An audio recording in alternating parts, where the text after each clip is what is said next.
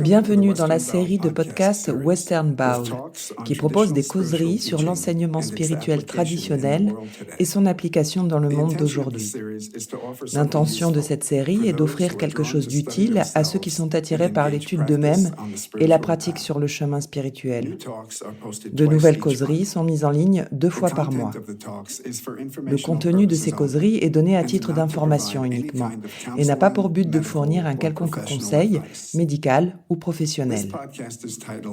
Ce podcast s'intitule « S'agenouiller et embrasser le sol, la poétique de la présence et de l'intention ». Elle a été donnée par Mary Angelon Young le 11 juin 2022 via Zoom. Angelon est une animatrice d'atelier formée à la psychanalyse jungienne.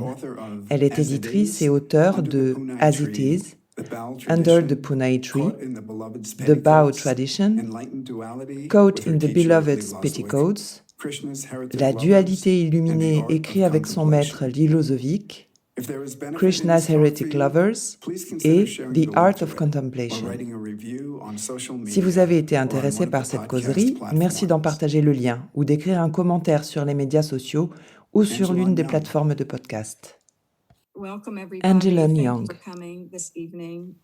Merci d'être venu ce soir pour ce bref moment de communitas sur Zoom. Que ces choses merveilleuses puissent se produire sur Zoom ces 2 dernières années a été une découverte incroyable. Je vous souhaite donc la bienvenue et je suis très heureuse que vous soyez là. Le titre de cette causerie est « S'agenouiller et embrasser le sol », tiré d'un poème de Rumi. Je vais commencer par lire le poème. Aujourd'hui, comme tous les autres jours, nous nous réveillons démunis et effrayés. N'ouvrez pas la porte de l'étude et ne commencez pas à lire. Prenez un instrument de musique. Que la beauté que nous aimons soit ce que nous faisons. Il y a des centaines de façons de s'agenouiller et d'embrasser le sol. Je vais donc prendre ce poème comme un shloka, ligne par ligne, et explorer un peu avec vous ce que Rumi nous propose et quel en est l'enseignement. Parce que bien sûr, tous ces poèmes sont de grands enseignements. Commençons par la première ligne. Aujourd'hui, comme tous les autres jours, nous nous réveillons démunis et effrayés. Ce n'est peut-être pas exactement ce que vous vivez. Vous ne vous réveillez peut-être pas vidé, démuni et effrayé tous les jours. Et peut-être n'êtes-vous effrayé que de temps en temps, ou bien vous ressentez la peur qui se répand sur le monde, le tsunami de peur qui se déchaîne sur le monde. Mais pourtant, cette phrase se rapporte, et tout le monde peut se sentir concerné, au fait de se sentir seul, démunis, effrayés, d'éprouver de l'anxiété, du chagrin.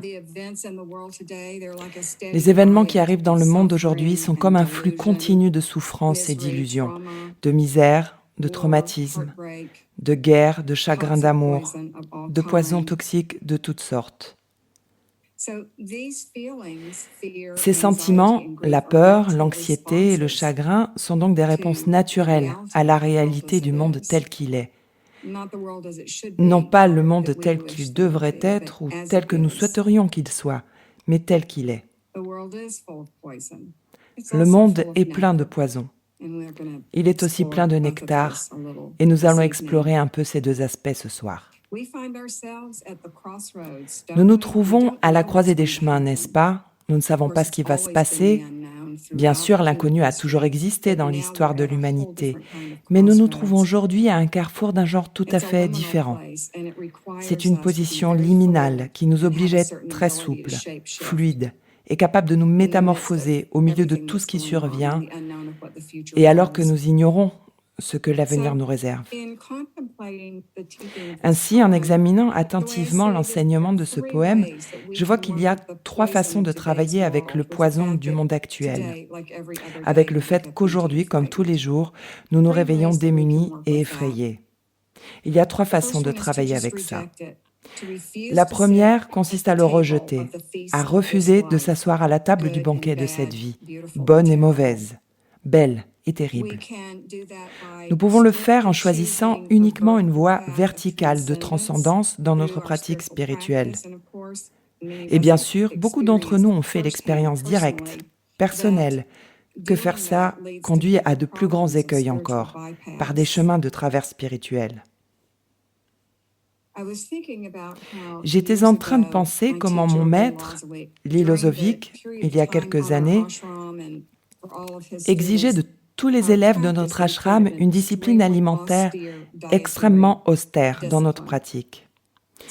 Nous mangions exclusivement des salades et peut-être quelques légumes cuits à la vapeur, du quinoa et du riz complet.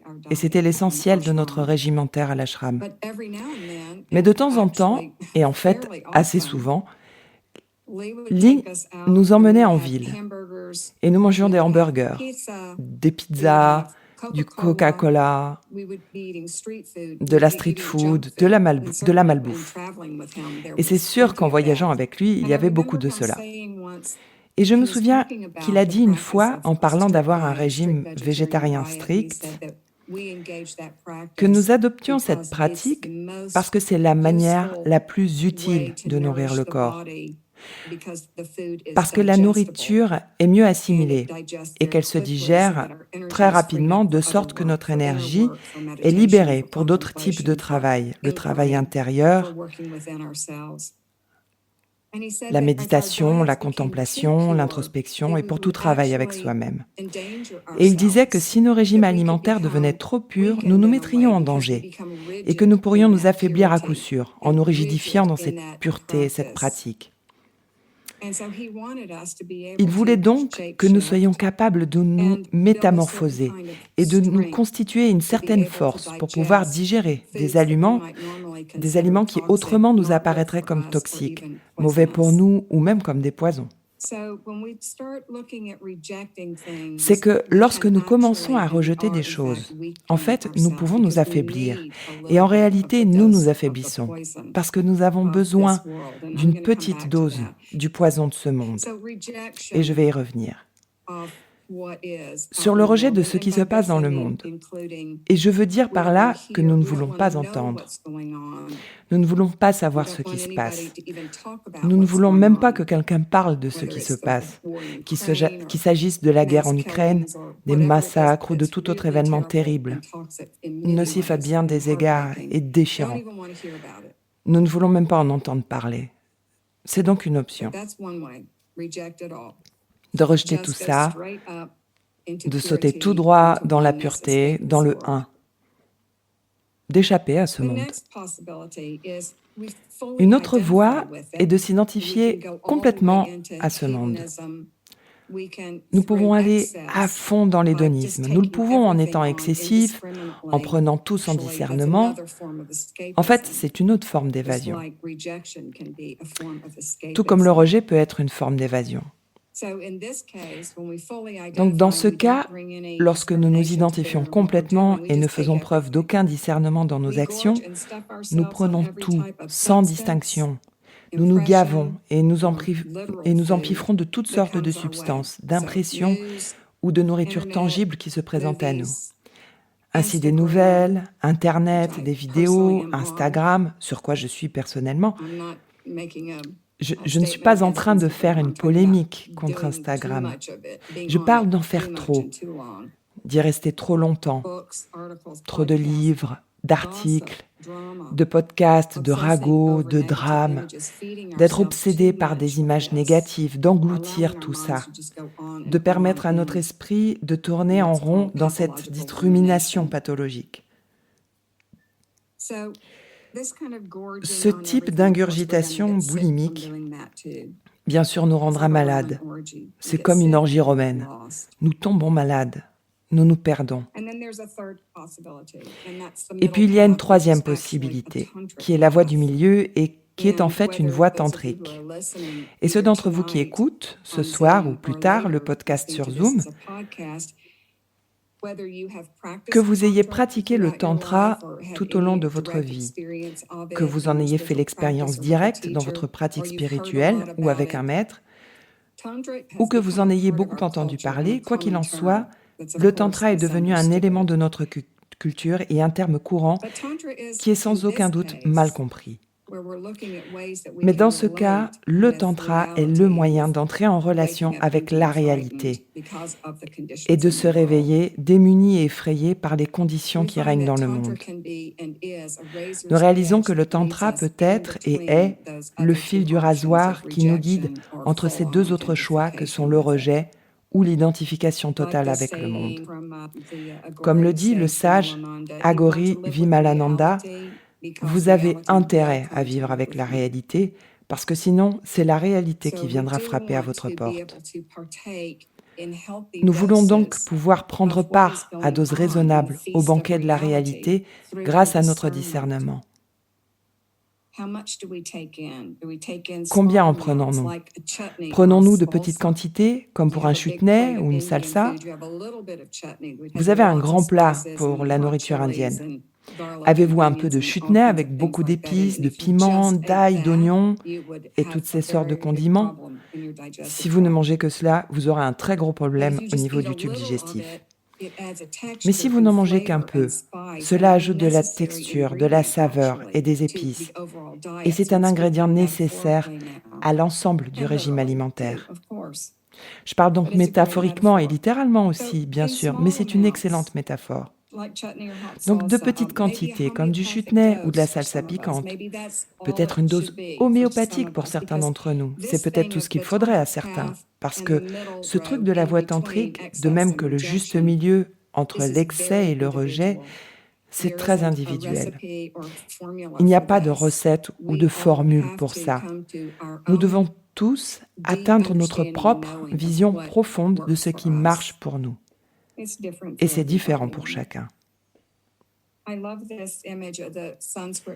J'aime beaucoup cette image du mot sanskrit marga. C'est le mot utilisé pour désigner le chemin spirituel. Il signifie chemin. Les anciens rishis utilisaient ce mot. La racine du mot marga est chevreuil, parce que la façon dont un chevreuil se déplace dans une forêt ressemble au chemin spirituel. Et c'est ce que nous cherchons avec le tantra, que nous abordons individuellement, même s'il implique des principes universels. Dans une autre vie, j'ai été formée comme psychothérapeute dans l'école jungienne et ainsi, j'aime beaucoup apporter la sagesse de Jung dans mes causeries, mes ateliers, mes écrits, etc. Et récemment, j'ai été très intéressée par son enseignement publié dans le Livre rouge. C'est son journal intime et ses manuscrits personnels sur l'observation poussée de l'œuvre alchimique qu'il a accomplie sur lui-même dans son cheminement intérieur, son yoga intime. Il a utilisé cette expression « l'esprit des profondeurs et l'esprit du temps ». Vous savez, il a été très clair en disant que les êtres humains, contrairement aux animaux, sont constitués de paires d'opposés. Ainsi, l'esprit du temps et l'esprit des profondeurs sont deux manières essentielles de comprendre ce qui se passe pour nous. Comment suis-je en relation avec l'esprit du temps qui fait que je vais me réveiller démuni et effrayé? Eh bien, c'est un appel à aller vers l'esprit des profondeurs. Je vais en dire un peu plus sur la perspective jungienne. C'est en fait lorsque nous sommes capables et désireux de maintenir consciemment la tension des opposés, et ceux d'entre vous qui ont assisté à mes conférences m'ont déjà entendu le dire, mais nous ne pouvons pas l'entendre. Moi-même, je ne peux pas l'entendre trop souvent. Nous maintenons la tension entre l'esprit du temps et l'esprit des profondeurs. Et plus nous le faisons, plus nous activons un processus alchimique. Nous le faisons en y mettant toute notre attention. Et lorsque nous maintenons cette tension entre ces opposés, notre être grandit, s'étire, devient vaste, capable d'une plus grande conscience et de coopérer au déploiement de la vie. Voici une citation de Lilozovic. Il disait « Mon enseignement est délibérément obscur, masqué par de nombreuses histoires, des blagues et comportements bizarres. Je veux que les gens s'efforcent de le trouver. Et si cela vous importe, vous le ferez. Et si vous le cherchez, vous le trouverez. Comment trouver les indices pour savoir où chercher? Soyez attentifs. Observez quelles sont les dynamiques dans votre environnement. L'enseignement est présent et accessible en permanence. Mais certains lieux semblent plus puissants, plus chargés que d'autres. Ils semblent offrir un plus grand potentiel. Nous nous y sentons plus proches d'une percée. Soyez donc attentifs. C'est comme une chasse au trésor pour des enfants. Il faut y aller indice par indice. J'ajoute qu'il donne cet enseignement en 1998. Et il parle évidemment d'être avec lui dans des lieux où la nature de la réalité est très, très forte et très puissante. Il n'est plus dans son corps. Lee est mort il y a presque 12 ans. Mais tout ce qu'il a donné et ce dont il a parlé dans son enseignement, et ceci en est un exemple, est toujours présent ici et maintenant parce que c'est universel, c'est omniprésent, c'est la vie. La vie elle-même fait ça. Comment savoir alors, quand nous sommes sur cette voie sinueuse, tel un de ces chevreuils sur les chemins forestiers, comment savoir quelle route prendre? Nous sommes attentifs et nous commençons à produire la substance de notre présence par la pratique de la vigilance. À chaque tournant du chemin, année après année, beaucoup d'événements imprévus arrivent. Alors comment savoir s'il faut prendre le raccourci ou la route secondaire qui apparaît soudain au loin de manière inattendue? Ou si nous devrions simplement garder le cap et avancer à pas compter?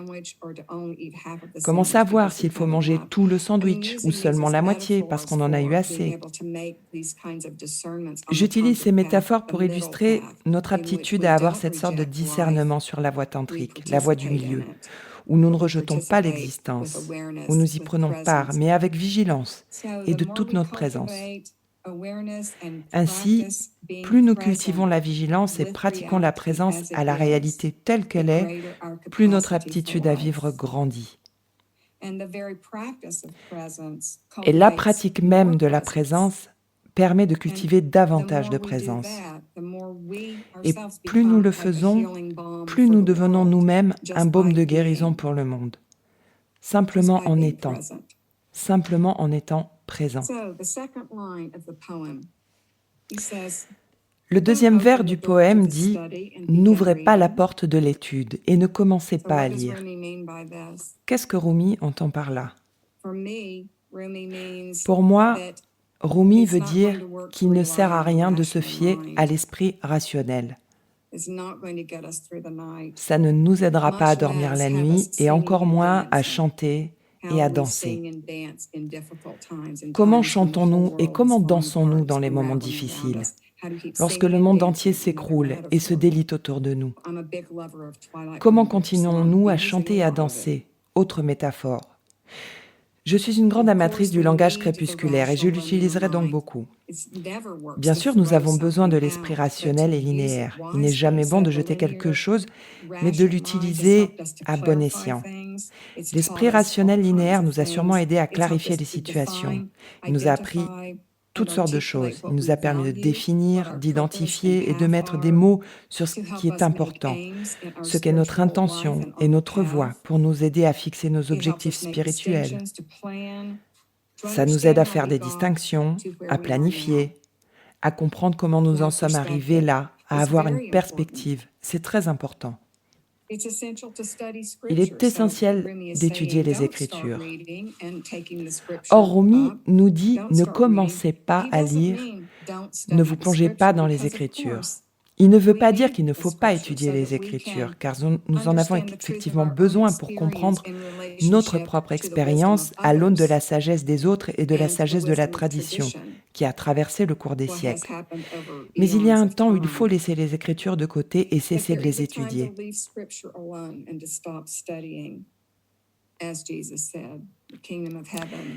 Comme l'a dit Jésus, le royaume des cieux est au-dedans de vous. Et surtout, lorsque nous sommes saisis par l'esprit du temps, quand nous sommes en proie à la crainte d'un avenir plus qu'incertain, de tout cet inconnu, que nous tremblons pour nos enfants et nos petits-enfants, livrés aux remous du monde, aux guerres, aux pandémies, etc. Nous devons adopter une autre approche. Nous devons accéder à l'esprit des profondeurs, à la source de notre vraie nature, aux origines du moi profond. Cela nous amène donc au troisième vers. Prenez un instrument de musique. Ici, le poète nous offre une métaphore totalement nouvelle qui nous parle immédiatement de créativité, d'imagination et même de révélation. Jouer d'un instrument de musique exige beaucoup d'habileté, ce qui est sous-entendu et suggéré dans le vers précédent, car il est clair que nous avons déjà franchi la porte de l'étude, nous avons déjà étudié. Sans le dire, le poète a déjà reconnu que nous l'avons fait. La métaphore de ce vers coule donc très facilement et va dans le sens d'une alliance avec notre vraie nature, à l'endroit où nous pouvons travailler en même temps avec le poison et le nectar. Voici une autre citation de Lilozovic. La révélation, c'est quand quelque chose s'est produit tel quel dans votre corps, comme un vécu organique, et que vous savez que c'est vrai. La vie est paradoxale, et le paradoxe se trouve au carrefour de deux plans de réalité différents.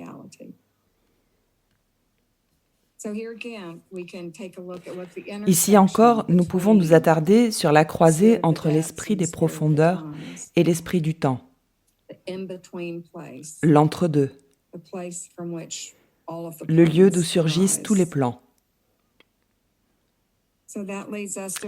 Ça nous amène à la question, quel choix vont nous servir? Passons à la ligne 4. Que la beauté que nous aimons soit ce que nous faisons. Je voudrais en venir à cette partie de mon propos de ce soir, qui est une exploration, mais aussi un cri de joie et de bonheur sur l'acte de s'émerveiller. Car nous allons parler de ce qu'est l'émerveillement. Que la beauté que nous aimons soit ce que nous faisons. Le fait d'être ouvert à la beauté de toutes les formes de vie commence à nourrir notre émerveillement et notre crainte révérentielle. L'émerveillement est donc très important pour nous. L'émerveillement dissout nos cristallisations, il nous élargit, il ouvre notre cœur, il déploie notre esprit, il pulvérise les concepts. Les idées ne signifient pas grand-chose lorsque nous sommes émerveillés. L'émerveillement nous grandit, il nous étire, nous oblige à croître d'une certaine manière, même si ça demande peu d'énergie. L'émerveillement crée un biotope chimique très spécial dans le corps, une complexion très favorable. Il libère la dopamine et nous met dans des conditions chimiques très sensibles, de sorte que le corps est prêt à recevoir ce qui vient. Il est prêt à faire l'expérience de l'inconnu. Pour ça, j'ai beaucoup apprécié le travail d'un homme, Jeffrey Davis, et son petit livre, non traduit en français, Tracking Wonder, Reclaiming a Life of Meaning and Possibility in a World Obsessed with Productivity. Traquer l'émerveillement, retrouver une vie pleine de sens et de possibilités dans un monde obsédé par la productivité. Je dirais plutôt dans un monde obsédé par la cupidité, la guerre, le pouvoir et tout un tas d'autres choses, pas seulement la productivité. Mais j'adore ce livre.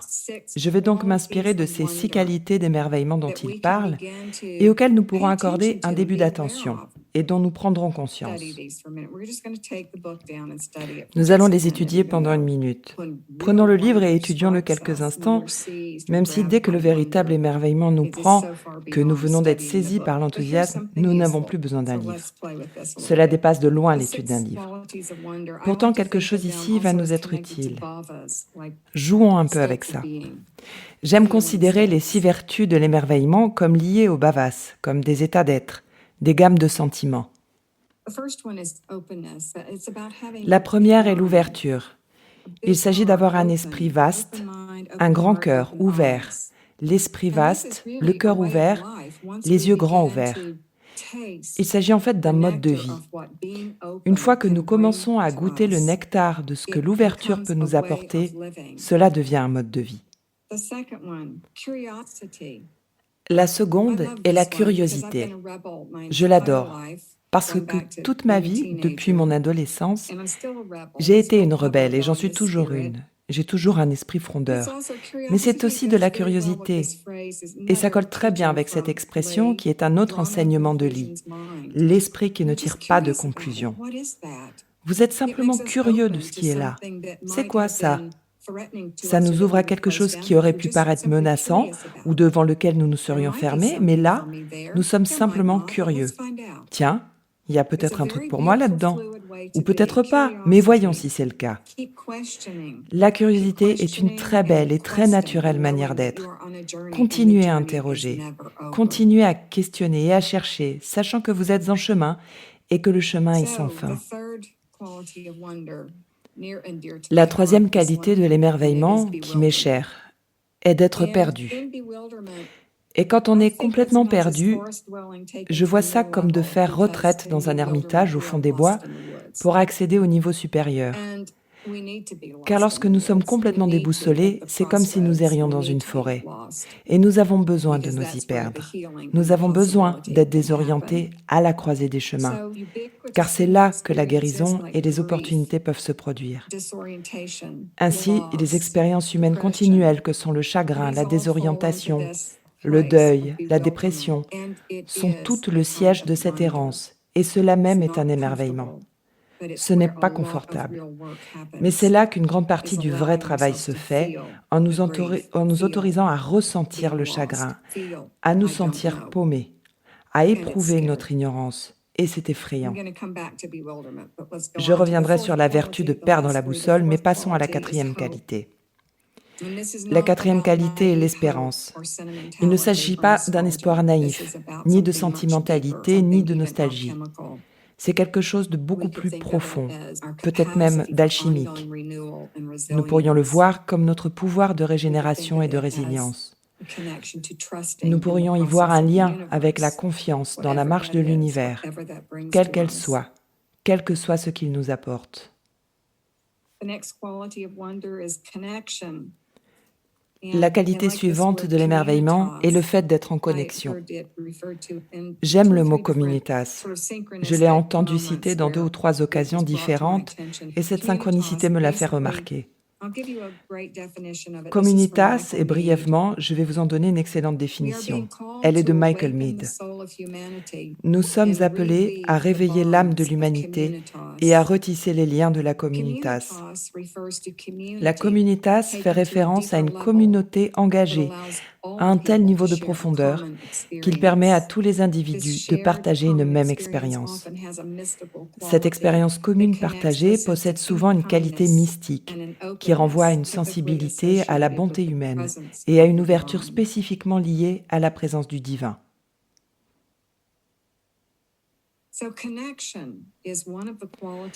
Le fait d'être en lien est donc l'une des qualités de l'émerveillement.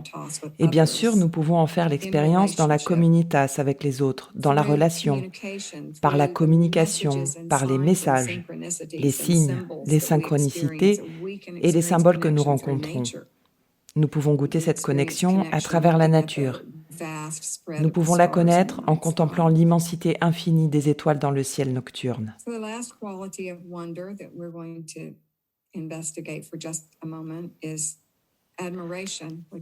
La dernière qualité de l'émerveillement que nous étudierons rapidement est l'admiration, que j'aime appeler louange. Il s'agit de réussir à admirer chez les autres les belles qualités qu'ils manifestent devant nous, de réussir à être soutenus et nourris par leurs qualités. En exaltant leurs belles qualités, nous nous inspirons des forces des autres et de leur formidable talent pour la vie.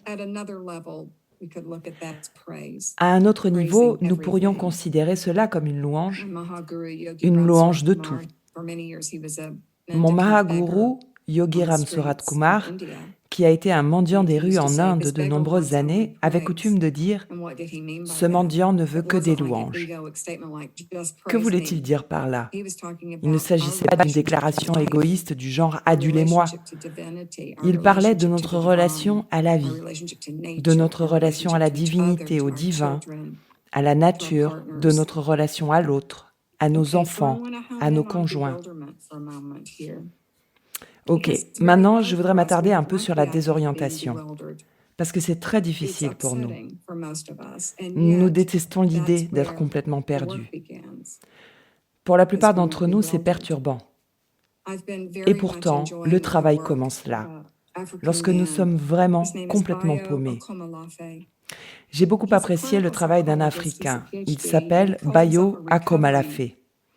Il est psychologue clinicien et titulaire d'un doctorat. Mais il se qualifie lui-même d'universitaire en voie de guérison. Il parcourt le monde pour donner des conférences. Il se qualifie également de psychologue en rémission, parce qu'après avoir obtenu son doctorat dans le cursus occidental, il a commencé à étudier avec les anciens de son clan Yoruba, parce qu'il est nigérian.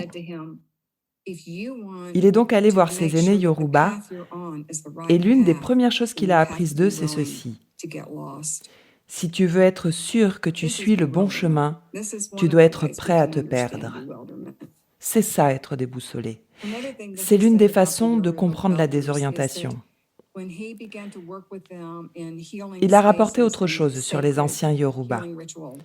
Il a d'abord remarqué quand il a commencé à travailler avec eux dans leur lieu de soins, avec leurs rituels sacrés de guérison et quelles que soient les méthodes auxquelles il l'initiait, et il a été témoin de la manière dont ces guérisseurs soignaient les gens, qu'ils aggravaient l'affection.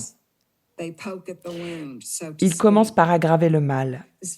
Ils tournent le couteau dans la plaie, pour ainsi dire. C'est vraiment intéressant.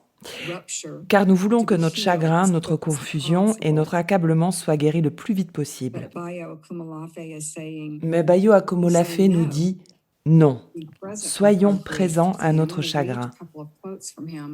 Je vais vous lire quelques citations de lui. Il part de l'importance du chagrin et de la volonté de faire son deuil.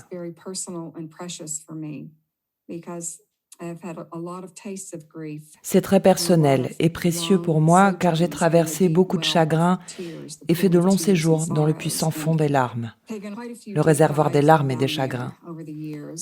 J'y ai fait quelques profondes immersions au fil des ans, comme beaucoup d'entre nous qui écoutons ce podcast. Prenons un instant pour honorer notre chagrin avec ces mots d'Akomolafe. Il dit « Dans mon monde, le chagrin n'est pas privé, c'est une affaire publique. D'abord parce que nous ne nous considérons pas comme des individus séparés qui serviraient de réceptacle à ce sentiment intime et secret que nous appelons chagrin. Le chagrin se répand. Le chagrin est écologique. Le chagrin est psychologique. Ce n'est pas un truc que nous gardons à l'intérieur. C'est comme le bruissement d'ailes de milliers d'oiseaux. Et si je me remémore la valse des étourneaux dans le ciel, c'est ce qu'on appelle une murmuration. C'est une murmuration de corps, humain et non humain. J'ai souvent pensé que la floraison des plantes ou la chute des feuilles à l'automne était une forme de deuil. C'est peut-être ainsi que les arbres font leur deuil. Peut-être que le monde fait son deuil d'une manière que nous ne savons pas encore nommer. Mais peut-être que le chagrin se produit tout autour de nous. Peut-être nous est-il nécessaire. En fait, nous sommes peut-être tout le temps des concitoyens du chagrin.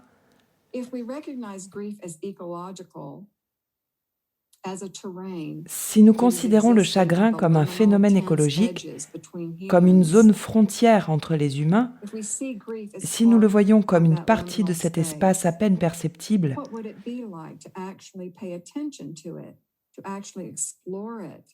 comment serait-ce d'y prêter attention, de l'explorer pour en dessiner une cartographie de la quête, de la découverte, de la perte? Parce que le chagrin vient du lieu de la perte. C'est ainsi que nous en faisons l'expérience. En fait, aujourd'hui, il m'apparaît comme quelque chose de politique. C'est une opportunité le chagrin vécu comme une démarche. Mais que se passe-t-il si le chagrin est un aboutissement et non plus cet endroit que nous voulons fuir? Et si s'attarder à cet endroit agissait pour restaurer notre sensibilité afin de pouvoir goûter différemment, voir différemment, penser différemment, embrasser l'autre différemment? C'est peut-être sage de rester à cet endroit. Les gens se rassemblent, s'entraînent à leur manière et se trouvent des rituels communs. Il y a là toujours pas mal d'improvisation et aussi toujours des modes de vie ancestraux. Mais j'ai le sentiment que nous pourrions imaginer des approches militantes du chagrin.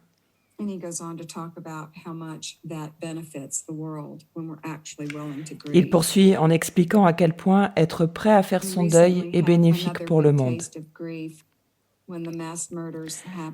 Récemment, j'ai encore avalé une grosse goulée de chagrin. Il y a eu des meurtres de masse dans une petite ville du Texas et tous les enfants ont été tués, ainsi que leurs 2 enseignants. 19 enfants, 2 enseignants. Je connais de nombreuses personnes qui m'ont dit qu'elles aussi avaient beaucoup pleuré.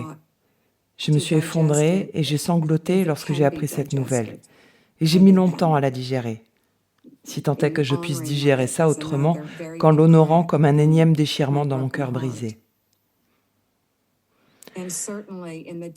Et certainement, dans les jours qui ont suivi, l'affliction pour la perte de ses enfants et ses enseignants, c'était une murmuration, comme si le chagrin flottait dans l'air, dans l'espace intime de l'humanité.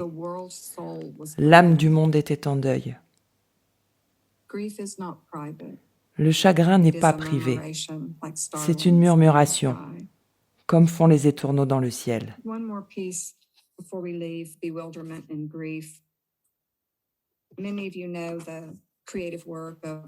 Encore une dernière partie sur le désarroi et le chagrin. Beaucoup d'entre vous connaissent les compositions du musicien Nick Cave. C'est un auteur-compositeur prolifique, un poète et un activiste politique à sa manière, à bien des égards. Sa femme et lui avaient 2 beaux garçons, adolescents, lorsque l'un d'eux, Arthur, s'est tué. Il est tombé d'une falaise près de leur maison à Brighton, en Angleterre. Ce fut un choc total, complètement brutal. Il a enduré une immense peine qui, j'en suis sûre, ne le quittera jamais. Mais j'aimerais vous lire un peu de ce qu'il dit sur ce qui l'a aidé à faire de ce deuil un véritable cheminement alchimique, qui a été le ferment spirituel de ce désespoir qu'il a traversé. Il a dit « Pendant un an, j'ai eu du mal à retrouver comment écrire, alors que le centre de mon existence venait de s'effondrer. Et Suzy et moi avions été projetés aux confins de nos vies. Nous étions en quelque sorte des étrangers flottant dans l'espace lointain, engloutis dans notre narcissisme et notre égocentrisme. Qu'est-ce qui l'a fait changer de perspective ? Il le dit. Pour un artiste, et c'est peut-être pareil pour tout le monde, je dirais que c'est la capacité à s'émerveiller. Les personnes créatives ont en général une propension à l'éblouissement. Les grands traumatismes peuvent nous priver de cette capacité à nous émerveiller pour les choses. Nous avions tous besoin de regagner cet état de ravissement. Et c'est ce qu'il a fait. Il a retrouvé le chemin de l'émerveillement en travaillant et en se reliant à la communauté de ses amis et de ses fans. Il a retrouvé la faculté de s'émerveiller. Il dit « J'ai découvert qu'avec un peu d'entraînement, l'imagination pouvait me propulser au-delà de ma condition individuelle vers un état d'éblouissement.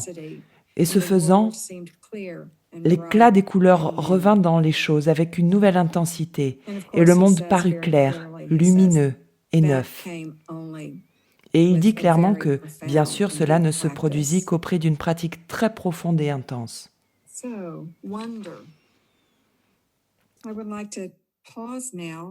Bon, j'aimerais faire une pause maintenant et voir comment vous vous en sortez tous avec tout ça. Quelqu'un a-t-il un commentaire, une question à poser ou quelque chose à partager ? Une femme.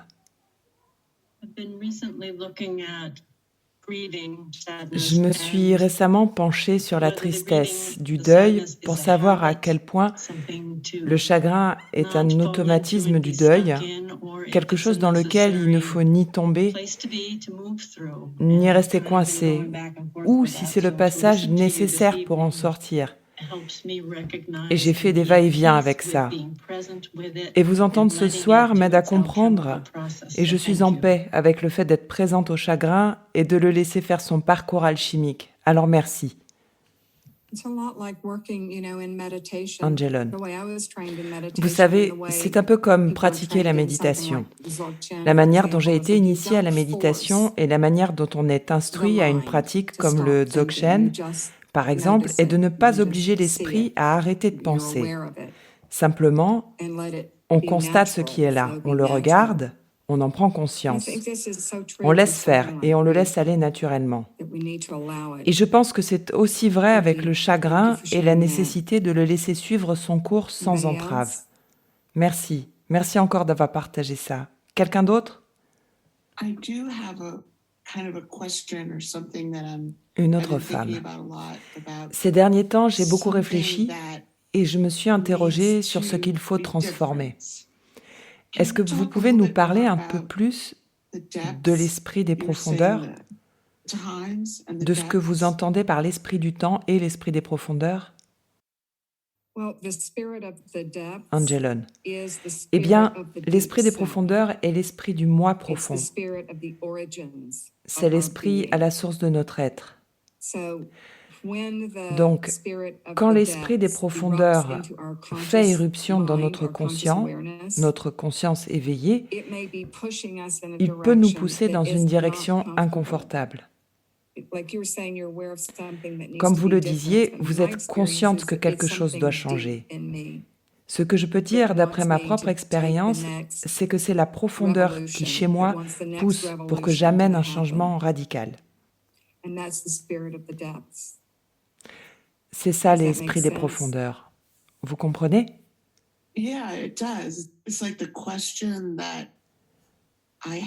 Oui, c'est vrai. C'est comme pour la question que je me pose. Comment est-ce que j'en suis arrivée à me la poser? Quelle est ma motivation principale?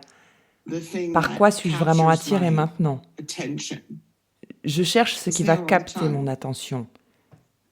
C'est comme ça tout le temps. Cette question, sur quoi mon attention va-t-elle se fixer?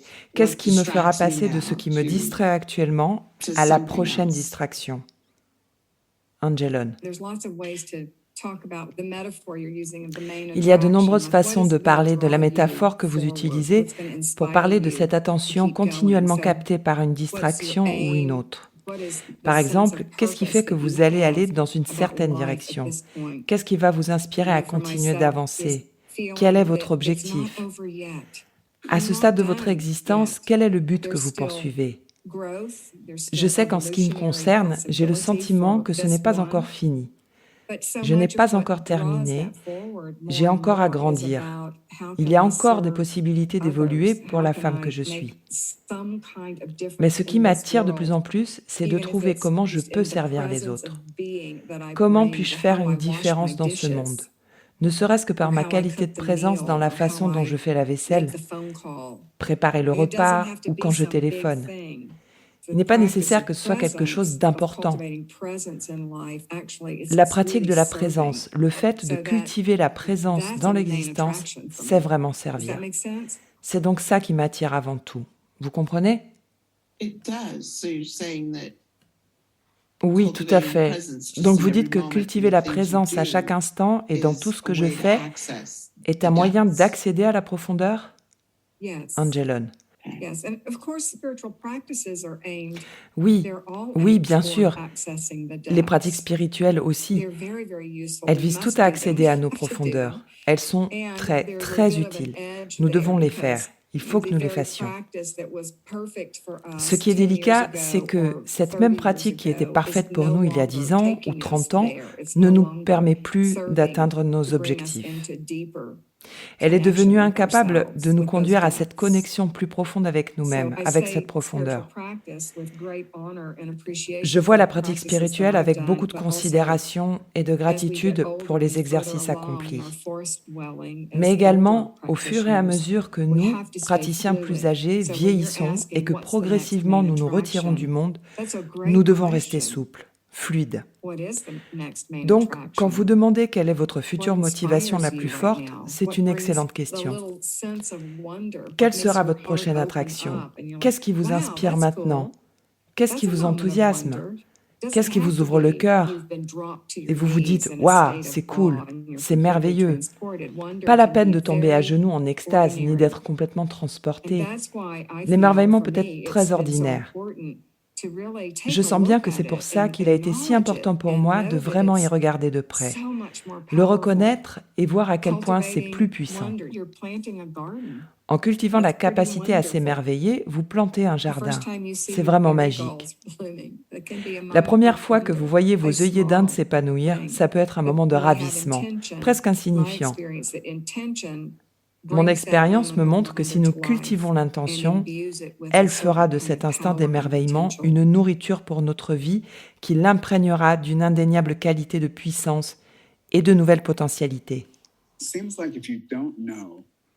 Un homme. Il semble que si vous ne savez pas quelle est la prochaine étape importante que vous allez vouloir atteindre, comme quand j'en ai fait l'expérience, alors il y a le sentiment d'être perdu. Vous avez dit que le fait d'accepter de se perdre indique que vous êtes sur la bonne voie. Mais ce n'est pas ce que moi j'ai ressenti, c'est même tout le contraire. Angelon. Je pense que lorsque nous traversons une période de désorientation, nous passons beaucoup de temps à attendre, que ce soit sur le chemin spirituel et dans nos vies.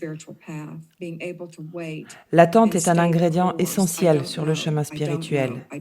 Être capable de patienter tout en maintenant le cap. Je ne sais pas, je ne sais pas, je ne sais pas. Et dans cette attente, nous pouvons demander. Le moment venu, l'esprit des profondeurs nous enseignera sur le sens de la perte. On ne le ressent pas comme quelque chose de favorable. Et bien sûr, ça n'a pas l'air d'être une bonne chose. C'est indispensable que ce soit aussi intense pour que l'alchimie se produise. Vous connaissez ce texte médiéval classique appelé « Le nuage de l'inconnaissance ».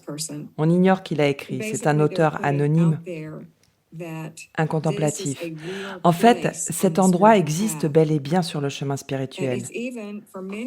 Pour de nombreuses personnes, c'est même la démonstration que tout ce qui a précédé a été défait.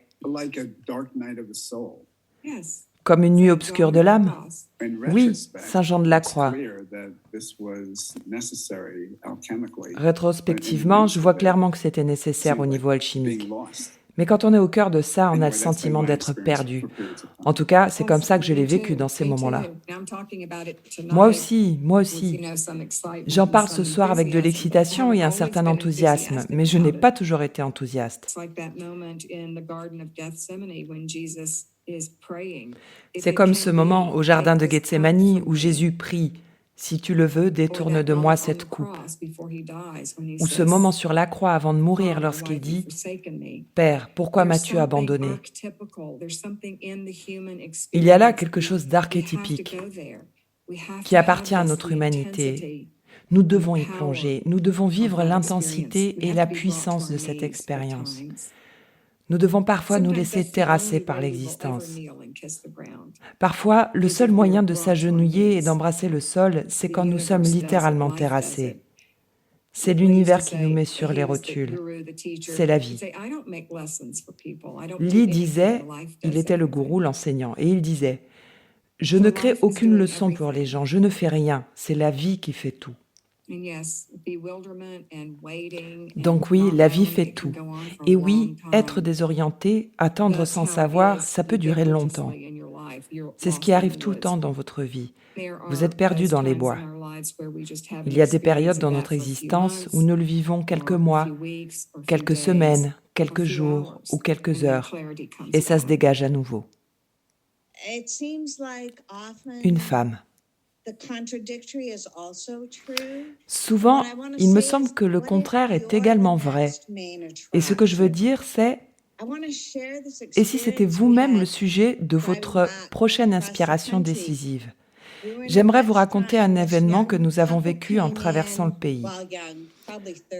Nous étions au restaurant et un jeune couple est entré, très jeune, probablement la trentaine, avec leur enfant de 10 mois environ.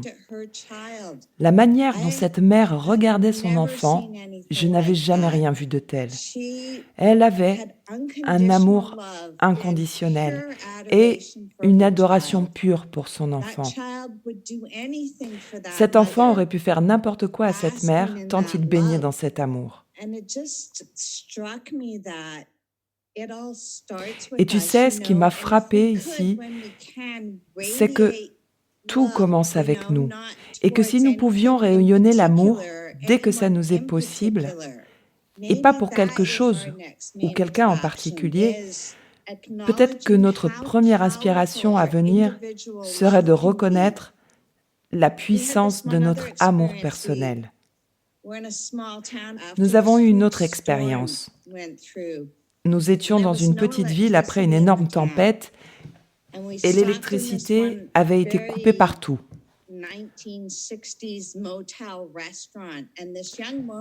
Nous nous sommes arrêtés dans un motel-restaurant des années 60. La jeune femme qui y travaillait n'en pouvait plus parce que le restaurant fonctionnait avec un compresseur. Elle préparait donc des repas à emporter. J'ai voulu qu'elle me montre une chambre et ensuite je lui ai demandé de me montrer une autre chambre. Elle était vraiment très occupée et elle ne se pressait absolument pas. Elle se montra si présente et si attentionnée que j'en ai été totalement époustouflée. Je ne pense pas qu'elle pratiquait ou qu'elle suivait une voie particulière, mais c'était une personne aimable qui se souciait des autres. Et ça me fait penser à ce qui se dégage de nous. C'est ce que je tenais à dire. Angelon, je vous remercie. Et c'est très lié à ce dont nous parlions tout à l'heure, à propos du pouvoir de la présence. Parce que, en ce qui me concerne, aucune des expériences de présence que j'ai eues ne s'est produite sans que le cœur ne soit impliqué. C'est pour ça que quand vous avez parlé de notre amour, des émanations de notre amour dans le monde, j'ai tellement apprécié. J'ai entendu récemment que les biologistes évolutionnistes ont découvert que la dépression et l'anxiété, qui bien sûr sont endémiques dans le monde d'aujourd'hui et en particulier chez les jeunes, jouent un rôle clé dans l'évolution. Parce qu'elles peuvent nous aider à dépasser nos stratégies et nos mentalités, toutes nos représentations, ces manières schématiques de penser et de nous voir qui nous limitent. Ainsi, nous pouvons grandir et devenir plus adultes. Et j'entends ici devenir une présence agissante qui profite à tous dans le monde. Je suis convaincue que ceux d'entre nous qui sont capables d'éprouver la totalité de ce que la vie a à offrir et sont prêts à le ressentir ont l'obligation de le faire pour tout le monde. Parce que ce sentiment de présence, cette ouverture du cœur, est un baume pour le monde. Ça élève tout le monde, même si nous ne pouvons ni le voir ni le mesurer. C'est mystérieux. Red Hawk.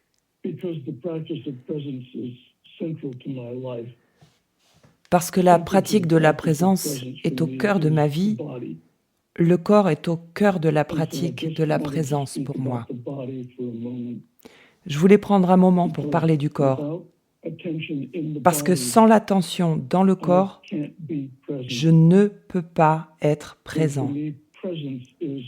Pour moi, la présence est donc l'attention qui s'incarne dans la respiration et la sensation. Lorsque l'attention est incarnée dans la respiration et la sensation, je suis au service. Je suis disponible. Je suis capable d'assumer la souffrance de l'époque sans m'identifier. Et cette énergie peut alors passer à travers le corps et le corps peut la transformer en une énergie plus fine. Simplement, ce qui se passe pour moi, c'est que l'attention est constamment raffinée en une substance de plus en plus pure lorsque je peux rester dans le corps.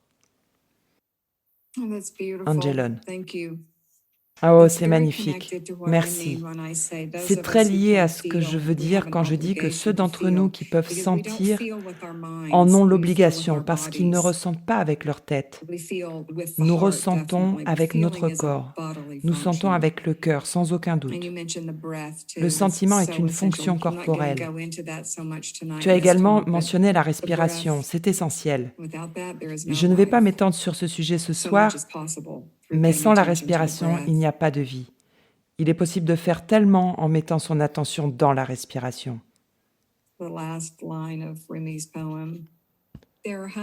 Revenons à la dernière ligne du poème de Rumi.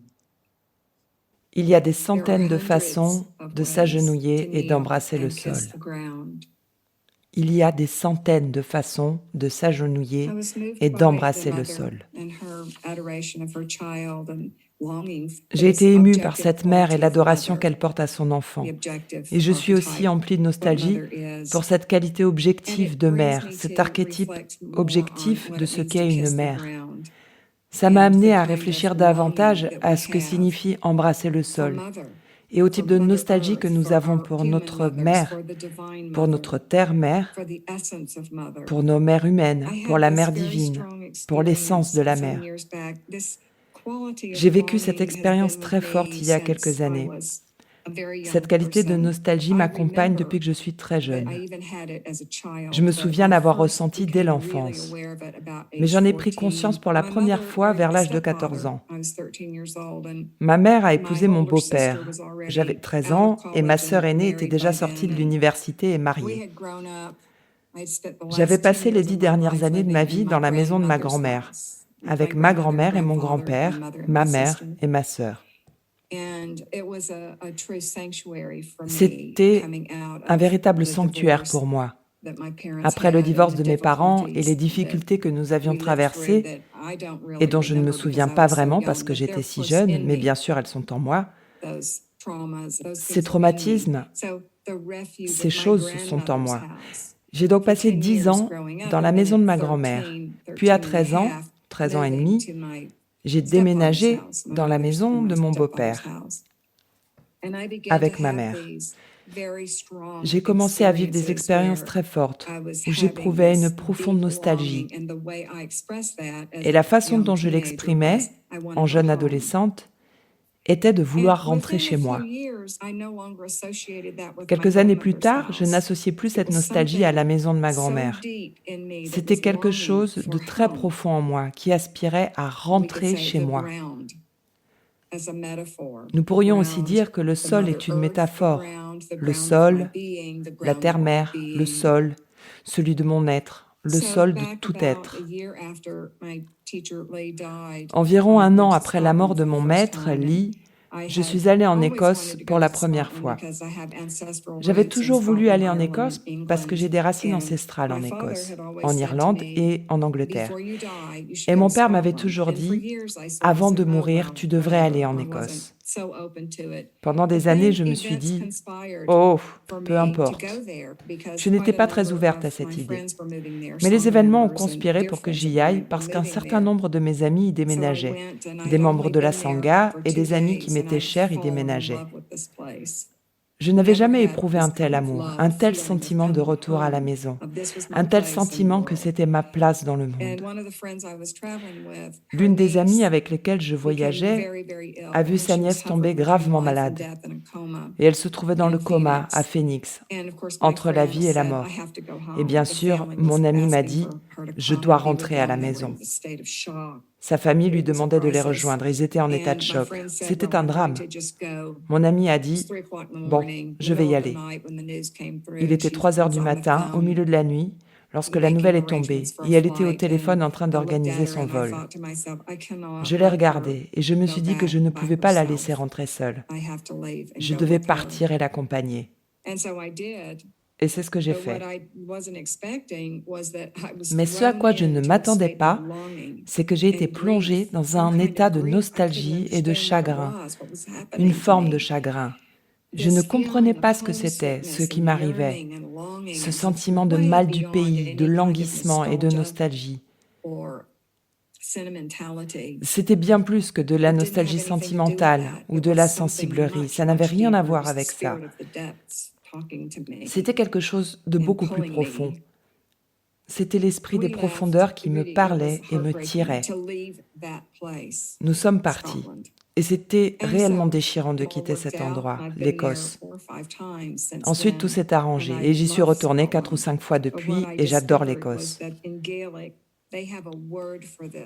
Mais ce que j'ai découvert, c'est qu'en gaélique, il existe un mot pour désigner ce sentiment lié au mal du pays, qui n'est pas un état sentimental ou nostalgique, mais quelque chose de bien plus profond. Ce mot s'appelle kianalas et se traduit par languissement. C'est très beau, parce que le languissement, ça peut ouvrir les portes de l'émerveillement. C'est très lié à notre sensation d'être complètement perdu et à notre chagrin. Mes périodes de chagrin ont été profondément en lien avec le languissement.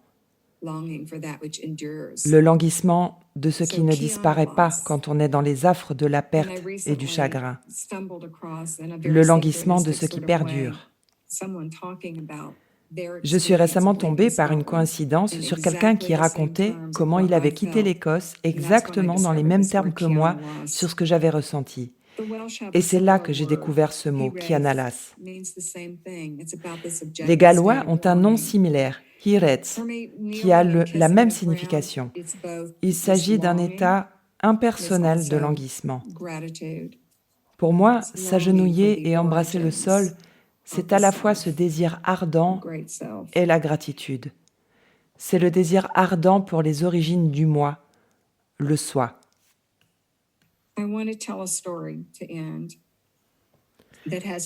Pour finir, je voudrais raconter une histoire sur les centaines de manières de s'agenouiller sur le sol. Il s'agit d'un ancien mythe égyptien vieux de plusieurs milliers d'années. Il y a donc des milliers d'années, peut-être 4000 ans ou 5000 ans. Le dieu Ra était le soleil. De ce fait, il est vraiment très très important pour toute vie. Et pour on ne sait quelle raison, les dieux font de ces choses-là.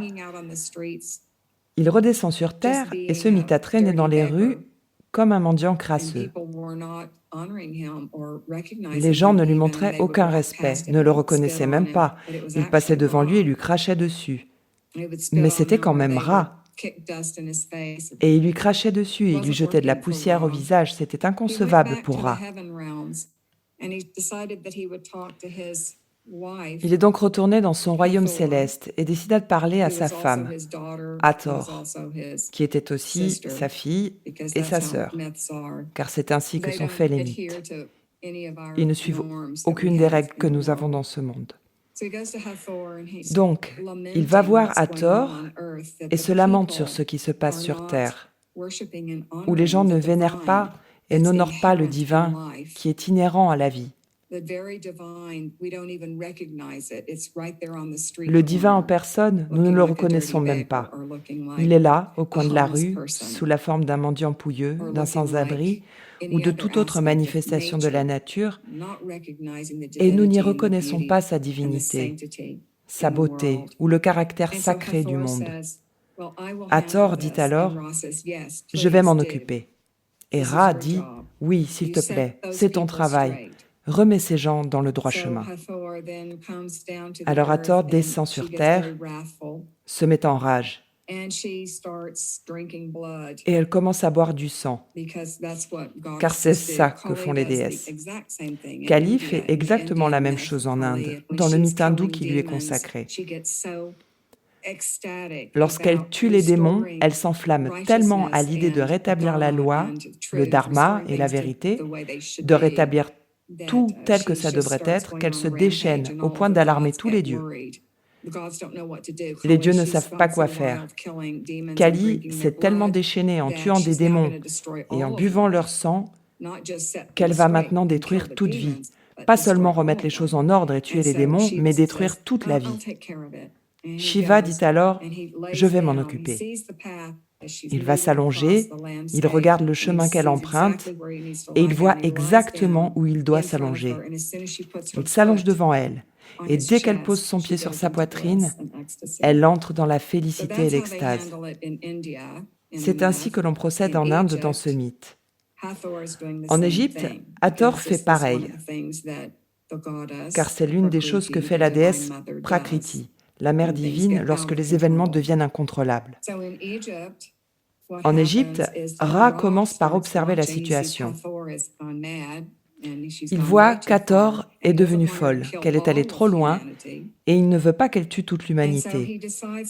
Il décide donc de chercher de la bière Zitoum qu'on fabriquait dans l'Égypte ancienne, et à Sumer, et d'y mettre des baies et d'autres ingrédients pour que cela ressemble à du sang. Et elle boit la bière qu'il lui offre. C'est une offrande en l'honneur d'Hathor, et elle boit la libation et s'apaise, se calme et se détend. Ra peut alors la ramener dans son royaume des cieux et l'équilibre est rétabli, tout redevient harmonieux. En fait, ça prend pas mal de temps pour que ça s'arrange. D'après ce que j'ai compris, ce mythe est particulièrement important pour les peuples indigènes d'Afrique et d'Égypte, y compris les Yoruba, à cause de cette notion de libation.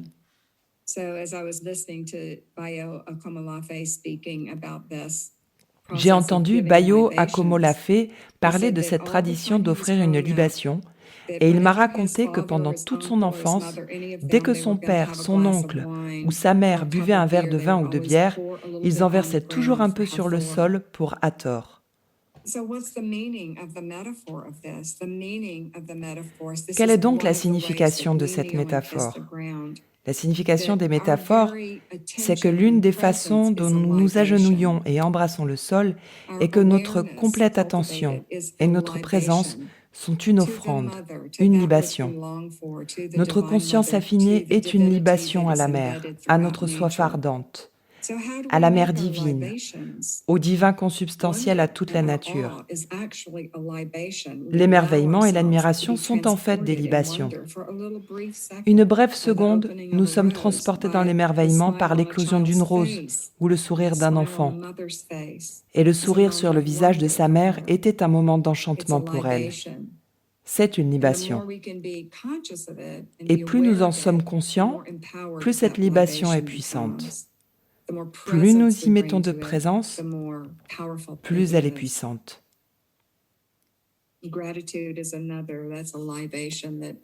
La gratitude en est une autre. C'est une libation qui est une nourriture très précieuse. J'aimerais donc terminer par deux choses. Les prières et louanges. Toutes les formes de prière et de louange. Ce sont des libations. Ce sont des offrandes. Annie Lamotte dit qu'il y a 3 types de prières. Je pense qu'elle a commencé par 2. Merci, aide-moi. Puis elle a ajouté « wow ». Merci, aide-moi, wow. J'aime bien ça. C'est dit succinctement et très contemporain.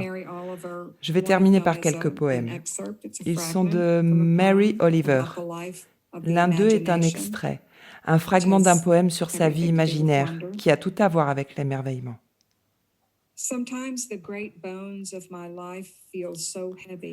Parfois, les grands os de ma vie me semblent si lourds. Tant tous ces trucs que mon corps connaît bien, les pouces opposables, les rotules et l'esprit qui clique et qui zappe, semblent inaptes à me porter dans ce monde. Et je pense que j'aimerais avoir des ailes d'azur, des rubans de flammes. Et une autre de Mary Oliver. Pour vivre dans ce monde, vous devez être capable de faire 3 choses. Aimez ce qui est mortel, le tenir contre vos os, en sachant que votre propre vie en dépend, et, le moment venu, le laisser partir.